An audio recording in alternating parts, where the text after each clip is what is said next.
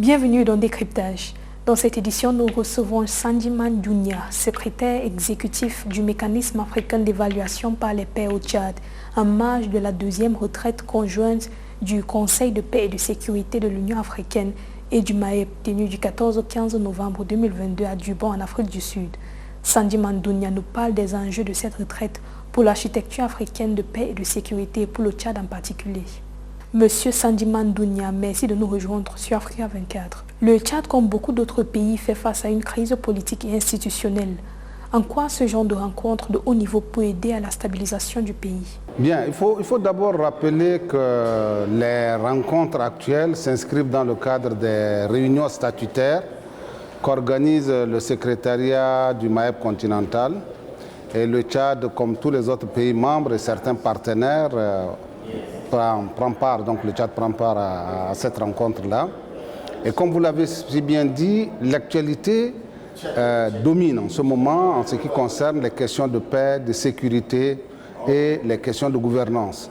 Et donc, ce que nous retiendrons de cette rencontre, nous avons participé à la deuxième rencontre entre le mécanisme africain d'évaluation par les pairs et le Conseil de paix et de sécurité de l'Union africaine. Et les thèmes qui ont été développés sont des thèmes très intéressants et comme beaucoup de participants, nous avons été subjugués par exemple par le témoignage de son Excellence l'ancien président du Burundi et son Excellence également l'ancienne présidente du Malawi, qui ont fait des témoignages très accrochants qui sont au parfum de la réalité et qui ont donné de très bons conseils pour que les choses se passent dans le cadre de la bonne gouvernance qui pourrait assurer la sécurité et la paix dans tous les pays africains, et ça c'est très important. Quel est le rôle du MAEP pour la réussite du processus de transition au Tchad? Vous savez, déjà, nous avons eu l'occasion de participer à des rencontres, deux rencontres, au cours desquelles nous avons eu à faire des présentations sur les regards croisés entre la transition politique au Mali, au Tchad et au Soudan.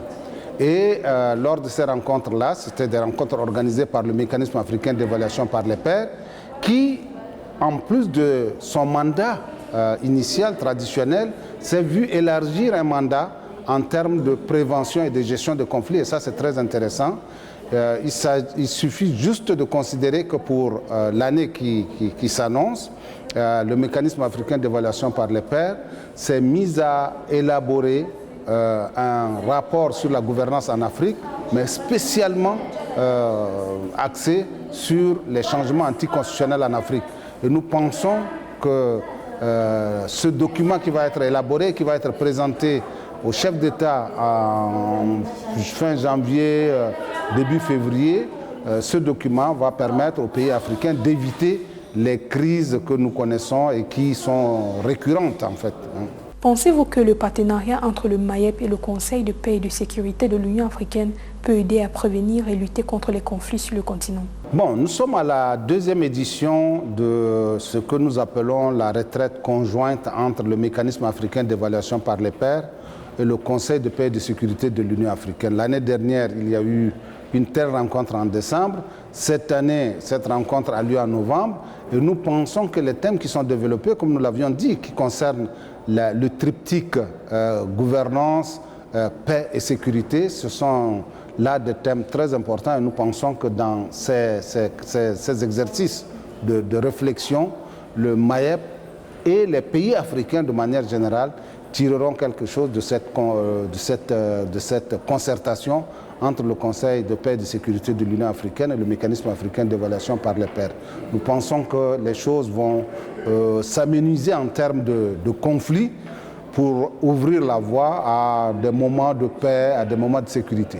La région du Sahel et celle du lac Tchad font face à l'insécurité liée aux menaces terroristes. Quelles sont les conséquences de ces menaces sur la gouvernance politique et économique dans ces régions et comment lutter contre ce fléau?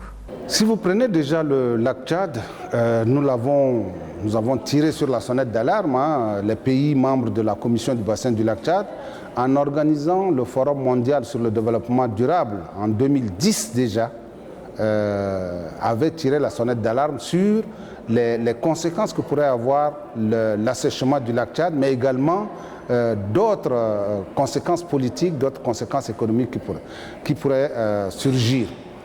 Autour du lac Tchad, vous avez au bas chiffre une trentaine de millions d'habitants, que ce soit du côté du Niger, du côté du Nigeria, du côté du Cameroun ou du côté du Tchad. Et ces populations-là doivent en principe bénéficier des projets socio-économiques, des projets d'amélioration des conditions socio-économiques pour qu'on puisse les extraire de l'appétit d'aller, par exemple, dans ce genre d'extrémisme. Et donc, nous pensons que les rencontres qui se font au niveau de l'Afrique, de manière générale, et surtout au niveau de la sous-région, peuvent permettre vraiment d'apporter des solutions à tous ces conflits qui vont et qui reviennent et qui causent donc des pertes humaines et des pertes matérielles assez importantes dans les pays du Sahel de manière globale et surtout dans les pays riverains du lac Tchad. La retraite du Conseil de paix et de sécurité de l'Union africaine et du MAEP a-t-elle pris en compte l'aspect lutte contre le terrorisme et la contrebande organisée? Si oui, quelles sont les solutions proposées? Bon, quand tout à l'heure nous avions parlé du triptyque gouvernance, paix et sécurité, dès que vous abordez la question de la paix et de la sécurité, vous êtes obligé de regarder un peu ce qui se passe actuellement et ce qui se passe dans le Sahel de manière globale.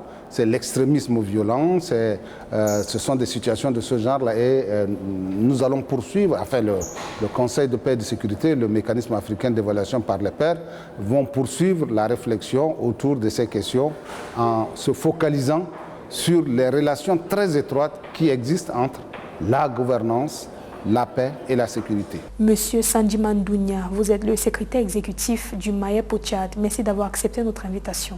Merci d'avoir suivi cette édition de Décryptage. L'information continue sur Africa 24.